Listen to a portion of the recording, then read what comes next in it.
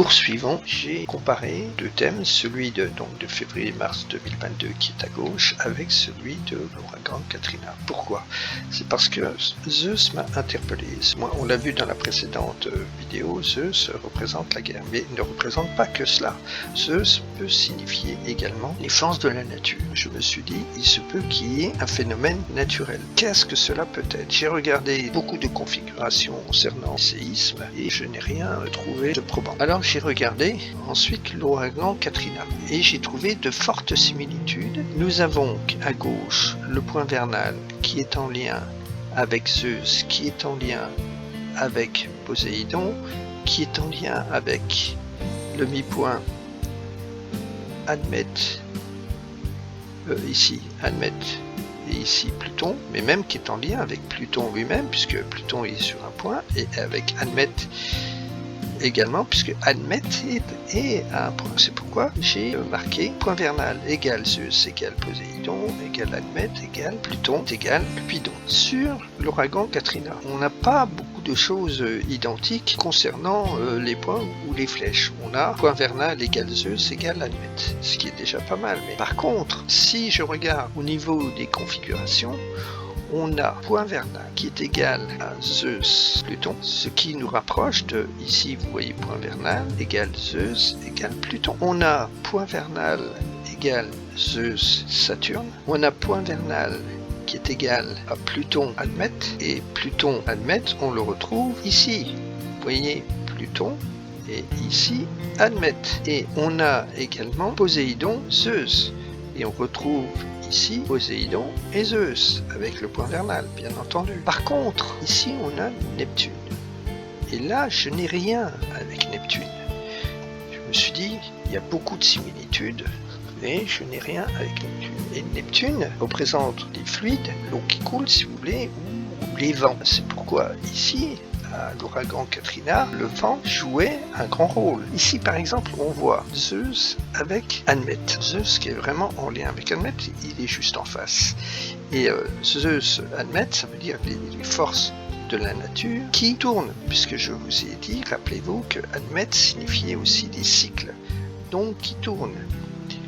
Et comme c'est en lien avec Poséidon, c'est qui tourne en lien avec une étendue d'eau. Donc c'est l'ouragan qui progressait dans le golfe du Mexique, qui allait occasionner des modifications comme le montre Pluton. Et ça, c'est dû à des vents. On voit qu'il y a beaucoup de similitudes, mais on voit qu'il n'y a rien qui nous rattache à un ouragan. Alors je me suis posé la question, est-ce que ça peut pas être un maelstrom? Parce que le maelstrom concerne une étendue d'eau, comme le dit Poséidon, donc une étendue d'eau qui est en lien avec un cycle, avec Admète, par rapport à une force de la nature d'une étendue d'eau qui tourne sur elle-même. Donc nous avons vu que les gens suivaient comme des moutons la propagande au sujet de la vaccination. C'est mon illustration par ce petit bocal. Et qu'il y avait un risque nucléaire, ainsi qu'un risque d'incendie d'une grande entreprise et un risque de la maelstrom qui causerait des dégâts. Ce ne sont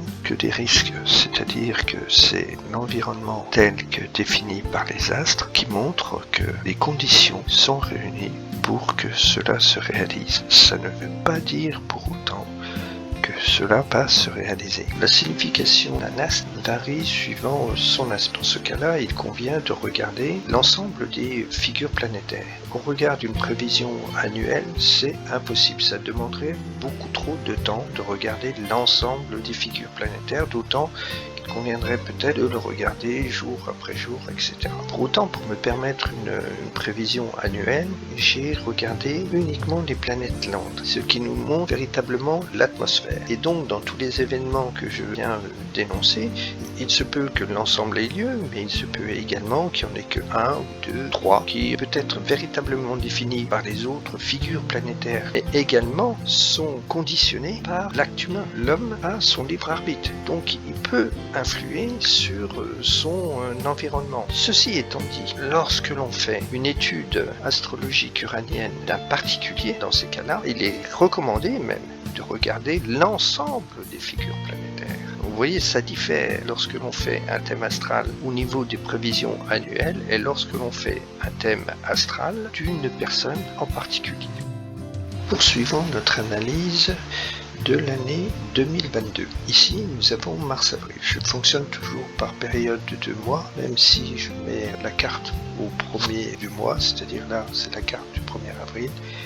Mais je considère également mars et avril car les événements peuvent se produire un peu avant ou après. C'est pourquoi je préfère marquer mars. Nous avons 3 événements majeurs qui se produisent en cette période-là. Tout d'abord, on peut constater que Pluton, qui est ici, est sur un point.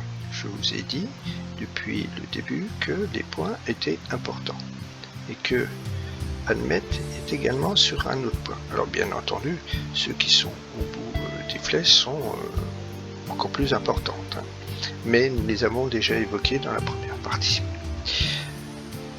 Alors, cette nouvelle figure de Pluton Admète, Pluton représente l'évolution, le développement, et Admète, je vous en avais déjà parlé, ça peut représenter les décès, l'arrêt, l'inertie, la compression, un groupe, un petit groupe, hein, puisqu'on parle de quelque chose de bien condensé.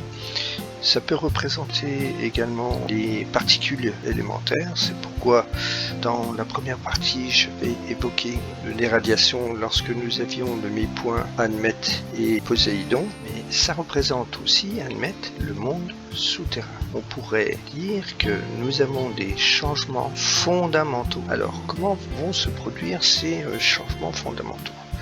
Tout d'abord, on a ici Poséidon qui évoque l'inondation, la sagesse, la vérité, les grandes marées, la spiritualité, mais dans ce cas, mais globalement, les croyances qui ne sont pas forcément à caractère spirituel. Par la figure planétaire Pluton-Admète, il y a une évolution fondamentale sur la confiance accordée. Cette confiance est en lien avec donc, Hadès et Apollon. Hadès, c'est la maladie et Apollon, c'est le commerce. Donc la confiance sur les Big Pharma qui ont une puissance influente par Vulcain, Chronos.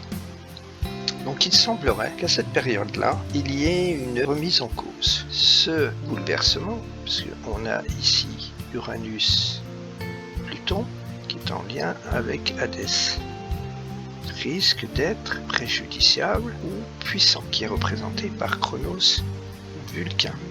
Nous avons par ailleurs Uranus, ici en bleu, en lien avec Saturne. Uranus, c'est ce qui est soudain, spontané, nerveux, excentrique, original. C'est également la planète des réformateurs, des inventeurs, des techniciens. Ça représente également l'individualité, la liberté individuelle. Quant à Saturne, c'est l'intransigeance, c'est séparé, isolé, c'est également retardé. Ça représente ce qui est vieux, ça a pour qualificatif l'intransigeant. Précis, ça peut également signifier se débarrasser de. Dans son interprétation positive, Saturne, c'est la structure, ce qui est solide, les fondations, la discipline, le contrôle. Dans son interprétation négative, c'est les restrictions, répression, frustration, retard. Saturne fait disparaître, alors que Hadès, c'est déjà disparu. Comme Saturne représente la mort et Uranus la soudaineté, on pourrait dire une mort soudaine. On pourrait également dire que Uranus, ça représente l'événement et Saturne, ce qui est glacé. Donc on pourrait dire un événement glacial. Saturne, je vous ai dit, signifiait se débarrasser d'eux. Et Uranus peut définir une invention. Dans ce cas-là, ça pourrait dire se débarrasser d'une invention. Auquel cas, ça nous ramènerait à l'invention des vaccins ARN. Donc on voit, comme je vous ai dit tout à l'heure, avec Admète et Pluton, qu'il y a une évolution fondamentale concernant, comme je vous l'ai dit, Hadès, Apollon, c'est-à-dire concernant les entreprises donc représentées. Bon, on va pas dire véritablement, parce que les entreprises c'est plutôt Zeus, mais on va dire commerce, et Hades, comme c'est la maladie, ce qui est en rapport à la maladie, donc les vaccins, donc le commerce du vaccin. Donc c'est une remise fondamentale du commerce du vaccin dont on veut se débarrasser, comme dit Saturne, de cette invention. J'espère qu'on va véritablement vers cela, c'est-à-dire qu'il va y avoir une évolution des mentalités. On va vouloir rejeter ces vaccins ARN.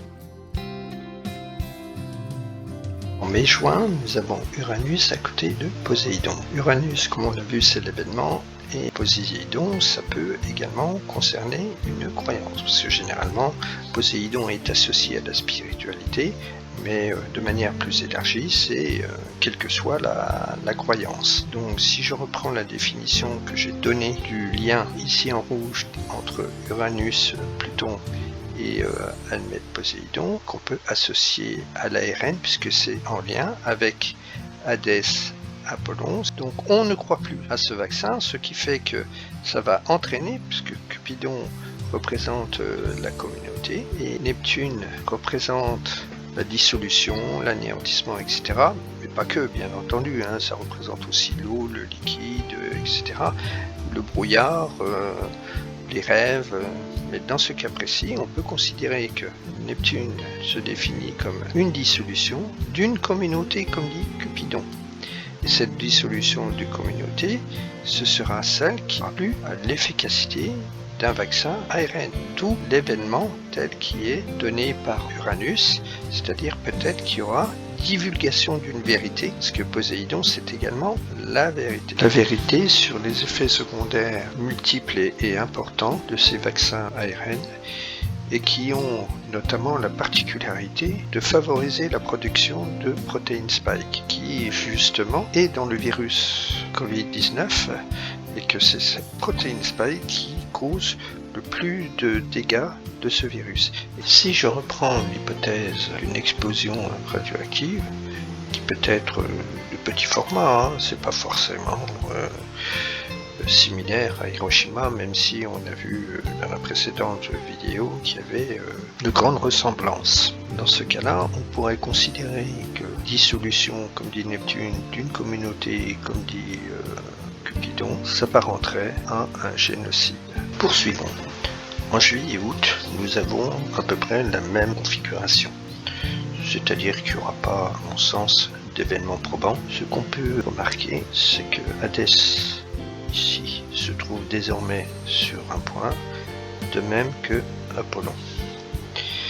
Et je vous ai dit que Hadès, Apollon pouvait signifier soit des sociétés commerciales ayant un lien avec les maladies, donc les sociétés pharmaceutiques, etc.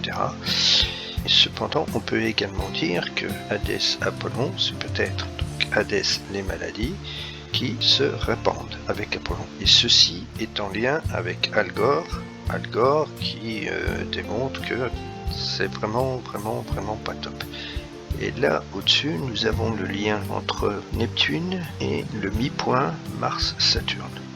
Le mi-point Mars-Saturne représente la mort. Neptune représente l'épidémie. Bon, il y aura toujours cette épidémie, comme je vous l'ai dit lors de ma vidéo de l'année dernière, où je vous ai dit que cette épidémie, à mon sens, durerait jusqu'en 2026. Pourquoi cette épidémie va-t-elle encore durer ? Puisqu'il y a les vaccinations. Il semblerait que la vérité commence petit à petit à émerger. Spécialistes mondiaux, et en France c'est Arnaud Fontanès, Jean-François Delfrécy, et c'est même le ministre de la Santé qui l'a concédé. Donc à partir du moment où le vaccin ne protège pas contre la transmission, ce pass sanitaire est totalement stupide. C'est-à-dire que vous enfermez dans des lieux de contamination, dans des boîtes de nuit, dans des bars, dans des open space, des gens qui sont vaccinés transmissibles avec des gens qui sont PCR négatifs, antigènes négatifs, qui peuvent donc se contaminer. Donc finalement, c'est les vaccinés qui peuvent contaminer les autres. Exactement, ce sont les vaccinés qui contaminent les autres. Et aujourd'hui, on le sait, c'est ça qui est important. Ce sont les vaccins qui favorisent l'épidémie.